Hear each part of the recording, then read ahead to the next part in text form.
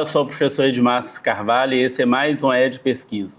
Você sabia que aqui na nossa região nós temos o maior remanescente da Mata Atlântica de Minas Gerais? É o Parque Estadual do Rio Doce.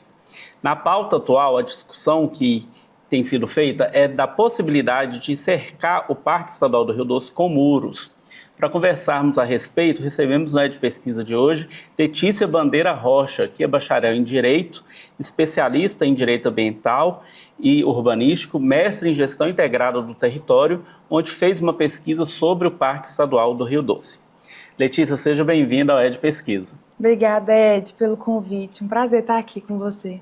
O prazer é todo nosso, Letícia. E para a gente começar, eu queria que você falasse um pouco. A sua pesquisa de mestrado, aqui no mestrado em Gestão Integrada do Território da Univale, abordou o Parque Estadual do Rio Doce. E nessa pesquisa, você fala sobre o que é chamado de mosaicos de unidades de conservação. Isso. Eu queria que você explicasse para quem está nos assistindo, primeiro, você falasse do Parque Estadual do Rio Doce. O que é o parque e o que seria esse mosaico de unidades de conservação? Então, no Brasil, a gente tem uma lei que chama Sistema de Unidade de Conservação. Você vai ver muitos ambientalistas chamando ela de SNUC. Esse SNUC, ele enumera unidades de conservação. O Parque Estadual do Rio Doce é um tipo de unidade de conservação. E essas unidades são divididas em proteção integral e uso sustentável, as categorias. O parque ele é de proteção integral. Isso significa que a gente não pode chegar lá e pegar fruta, arrancar uma folhinha sequer de árvores lá do parque, porque todos os usos dentro do parque, eles podem ser indiretos. Então, por isso que lá a gente pode nadar nas lagoas, por exemplo, mas a gente não pode fazer outros usufrutos dentro do parque.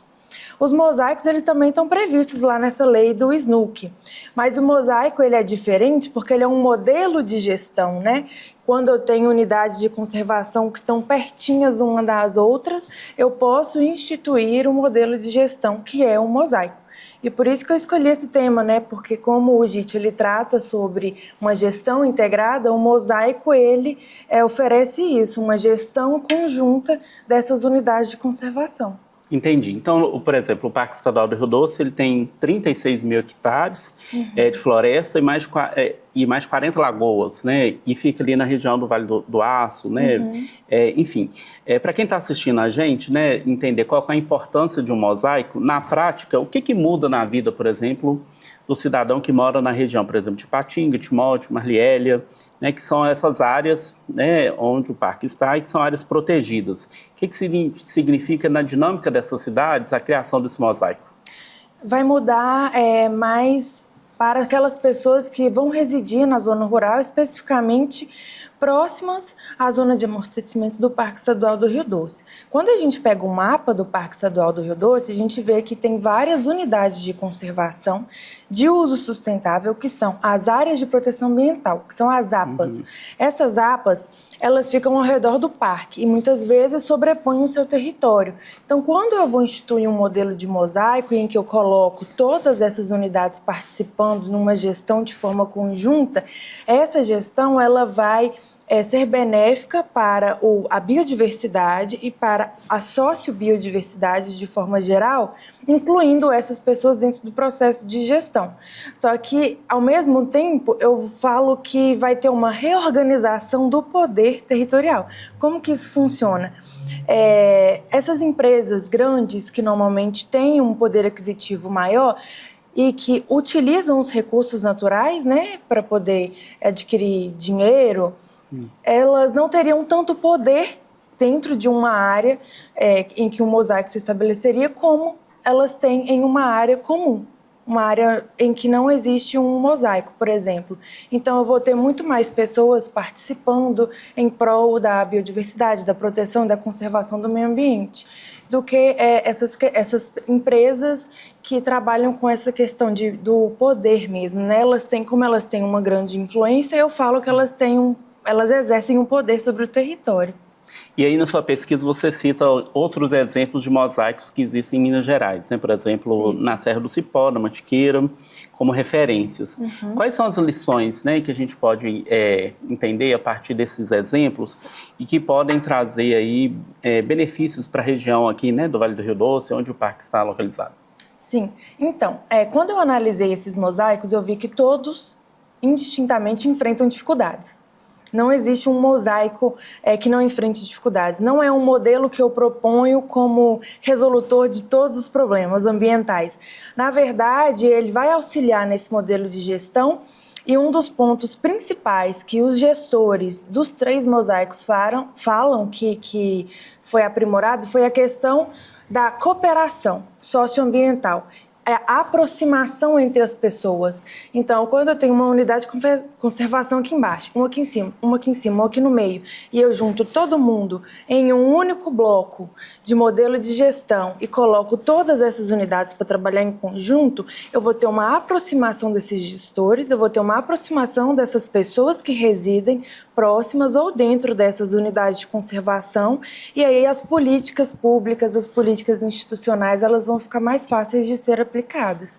Né? Como eu dei exemplo no meu trabalho sobre esses mosaicos, que após a instituição deles foi feita vários GTs, que são grupos temáticos, né? O GT Araucária, que vai proteger a árvore araucária, o GT Javali, que ajuda nessa espécie, que ela é invasora. Então, tem diversos benefícios. Tá, e aí a gente tem esses benefícios, mas por outro lado a gente pode falar também dos desafios, né? Quais são os maiores desafios encontrados nessas unidades de conservação, né, hoje em torno do Parque Estadual do Rio Doce, né?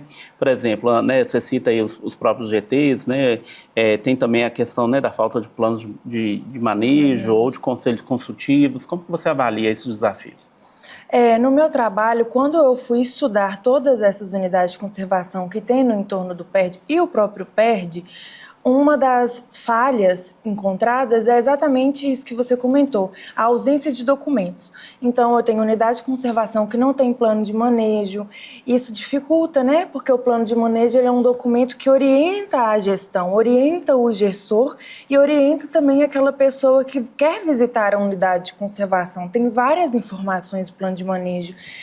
Unidade de conservação que tem conselho consultivo, mas que o conselho consultivo ele não é atuante, ele só existe no papel.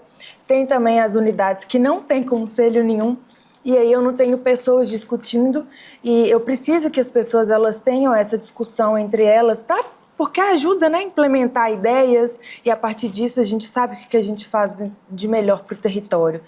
Tem a falta de zoneamento também, isso é muito importante, eu saber aonde que eu coloco a área verde, aonde que eu coloco a área urbana.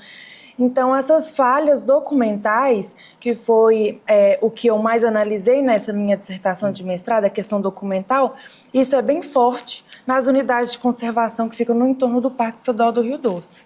E aí, diante, né, disso tudo que você estudou, né, você acredita que seja viável a criação desse mosaico hoje? Quais seriam as vantagens, por exemplo, para a biodiversidade, e também para as próprias comunidades locais, por exemplo, né, a comunidade do Celeste, né, que você menciona no seu trabalho. Qual que é a vantagem? Por que essa é uma pauta importante?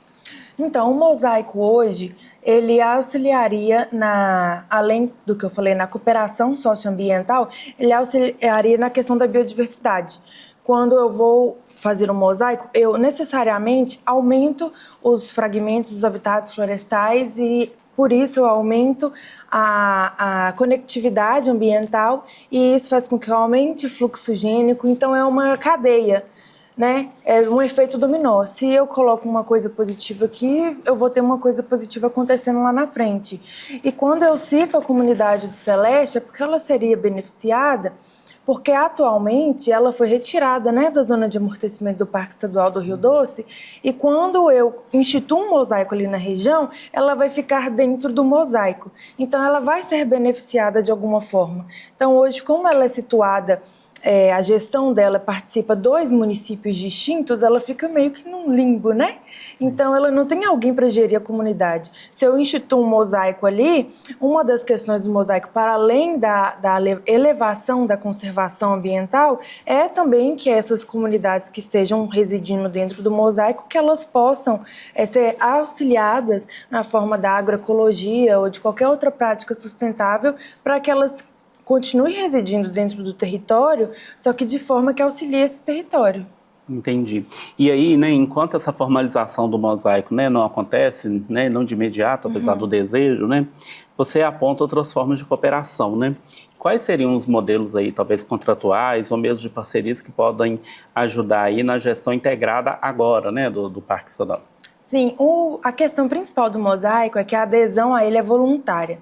Então, se uma unidade de conservação, como o Parque Estadual do Rio Doce, tiver tudo certinho para poder entrar dentro de mosaico, ela pode querer não entrar. É a escolha do gestor. Então, existem outras formas, né, de gerir de forma compartilhada. Tem os termos de parceria, tem os contratos administrativos. Hoje, no parque, a gente tem exemplo disso. Nós temos termos de parceria, em que o parque fez, por exemplo, com o Instituto Ecos, que ajuda a gerir o parque de alguma forma, e com outras instituições também, como o Waitar, né, que também é uma instituição que faz o trabalho com os animais. Então, isso vai muito dentro da questão do direito administrativo, né? Vários detalhes pequenos, mas existem diversos contratos administrativos que podem ser feitos fora do mosaico. E que permitem aí, né, o cuidado aí com a proposta dentro do parque. Letícia, sua pesquisa, ela se deu, né, no mestrado em Gestão Integrada do Território. Sim. Nosso programa é um projeto de extensão, né, de levar essas pesquisas para a comunidade, para que as pessoas possam conhecer seus resultados.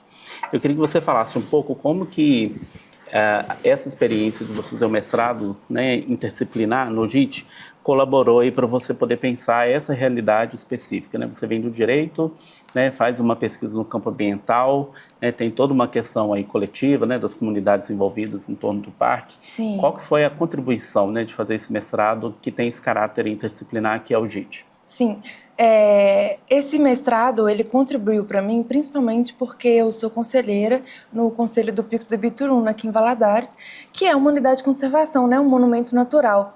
E dentro do conselho a gente também trabalha e auxilia e conversa com comunidades.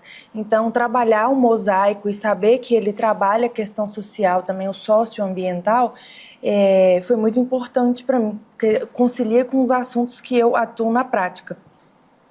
E o JIT, ele também teve uma participação especial na minha vida pela questão da gestão do território, porque assim que eu terminei o JIT, eu falei, nossa, esse assunto é legal, gestão de território, eu quero saber mais sobre isso.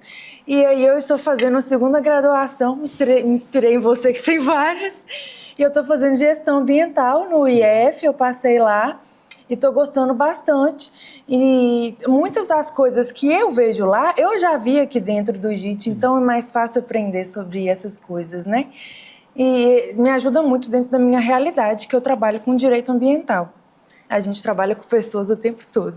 E aí é importante porque é um olhar interdisciplinar. Interdisciplinar, território. Muito bom. Letícia, agradeço a sua presença na de pesquisa. Eu que agradeço, Ed. Muito obrigada. O prazer foi todo nosso.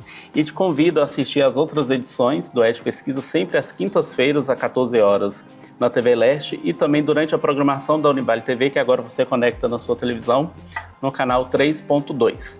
Univale TV é a TV que te conecta ao conhecimento.